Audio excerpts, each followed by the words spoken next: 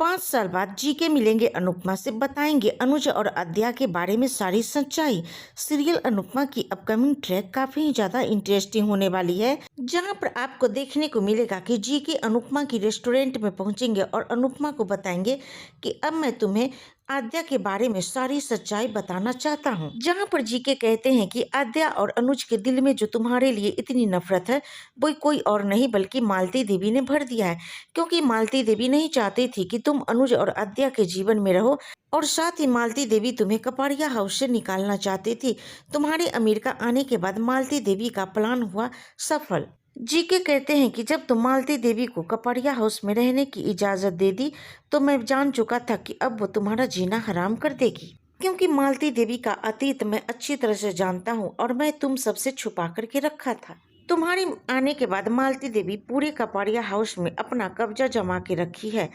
और वो अपना वहाँ पर मालिकाना हक भी जता दी है। दूसरी तरफ आद्या भी नहीं चाहती है कि तुम अब अनुज के जीवन में आओ, क्योंकि आद्या अब श्रुति को अपनी मां मानने लगी है और जल्द ही अनुज श्रुति से शादी भी करने वाला है। आद्या कोई नहीं, वो तुम्हारी छोटी अनु है। अनुपमा जीके की बात सुन करके काफी इमोशनल हो जाती है, जहाँ पर जीके अनुज को कहते हैं कि अनुज श्रुति से शादी तो करेगा लेकिन वो अपनी लाइफ में खुश नहीं है, क्योंकि वो अभी भी तुम्हें ही चाहता है। जीके की बात सुन करके अनुपमा की पैरों तले से जमीन खिसक जाती है, लेकिन अनुपमा ये फैसला लेती है कि अब मैं मुड़ करके नहीं देखूंगी, क्योंकि मैं अपने जीवन में आगे बढ़ चुकी हूँ और मैं कई सालों से अमेरिका आने का सपना देख रही थी और आज मेरा सपना पूरा हो गया। मैं अपने सपने की उड़ान भरूंगी और मैं एक बहुत ही बड़ा बिजनेसमैन बनूंगी। अनुपमा की बात सुनकर के जीके बहुत ही ज्यादा खुश हो जाते हैं और कहते हैं कि मेरा आशीर्वाद तुम्हारे साथ है, लेकिन मैं चाहता हूँ कि तुम फिर से